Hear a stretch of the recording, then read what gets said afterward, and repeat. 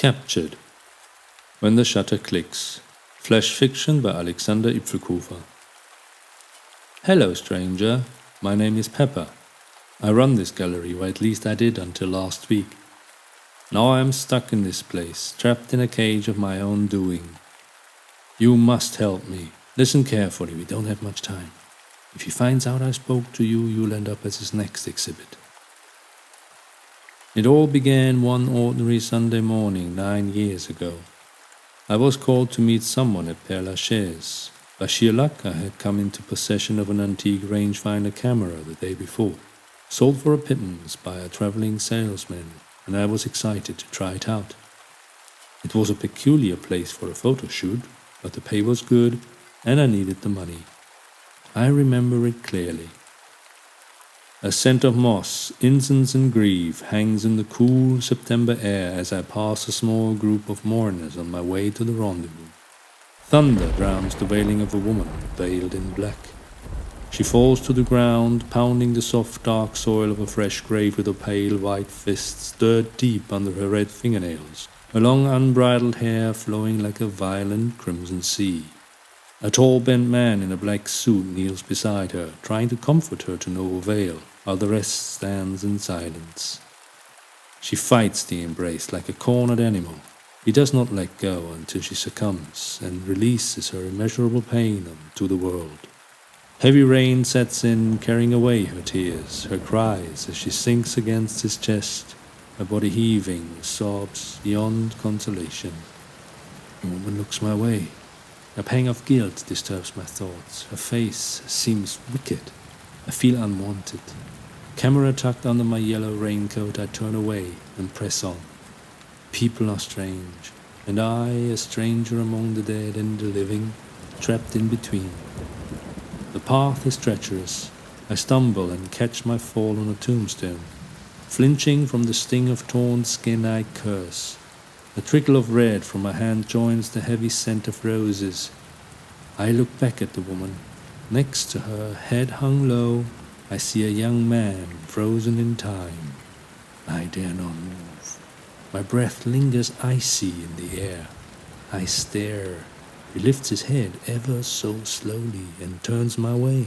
Black curls, defying the elements, frame his alabaster face. His empty eyes widen. A sudden realization hits me. It is him. My hair stands on edge, rattled by the basest of instincts. I blink. He raises his hand as if to wave. A friendly gesture. My fear abates. The rain ceases, time slows, comes to a halt as I lift my hand in return, and sorrow washes over me. A cry escapes my lips. The scene morphs and the mourners fade like echoes from the past, yet he remains. I quiver, then compose myself. He's lost. Forlorn. Camera in hand, I steady my aim and shoot. The shutter clicks and he stands by my side, touches the cut on my hand. A chill strikes my heart. I see him clearly now. We are one, tethered between realms. Then the rain sets in again and he is gone. And in his stead the man, my client, greets me with the coldest smile. Confused and shaken, I stammer a reply. Had I taken the picture? The apparition? He speaks so matter-of-factly I am confounded without proper time to reflect on the nature of what had transpired moments ago. When I confirm his request, he responds with great excitement and leads me out of the graveyard to his limousine, and we drive to the only place where he assures me this particular picture must be kept, this gallery. That was 9 years ago. I have been here ever since, taking care of the exhibits, every year a new capture. Of course I suspected something was off, but I was blinded by the sight of centuries' worth of magnificent living portraits. Electrified by the thought of having my work among these ethereal celebrities, I found myself developing the delicate shot of my subject under the somber red glow of the darkroom. For reasons unbeknownst to me, this process binds their essence, holds them, chains them to this mortal plane. That was the day I caught my first ghost. The sheer elation, the rush of adrenaline. From the blank paper a shape emerged. It transformed into the shadow of a young man, standing behind the grieving woman. Did it move? The shadow raised its head. It turned, and I felt its timeless gaze as I did before.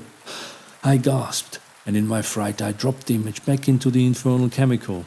The shadow twisted and turned, coming closer, ever closer. I quickly took the sheet and tossed it in the second solution, fixing the face in place at the edge of the frame, eyes and mouth wide in a final cry. I held my breath, counted to 10, and with shaking hands I put it into the last tray, sealing its fate. Another exhibit for the gallery of lost souls. Here we keep them until the end of time. Hello? Can you hear me? Please, listen. You must release me. Hurry before he returns. The young woman marvels at the portrait before her. Her gaze lingers on the photographer in the yellow raincoat, an antique camera pointed at a small funeral in the background, and for a moment she thinks she can hear the woman speak. She shakes her head. An illusion. Like her, she's silent, the voyeur. The picture beckons, it entices her. She leans closer, gripping her new camera tight. Closing her eyes, she can almost smell the cut of fresh blood, the roses. Complete. Perfection. The shrewd old salesman had not overpromised. She had captured everything. With an ecstatic smile, she turns to leave when the shutter clicks.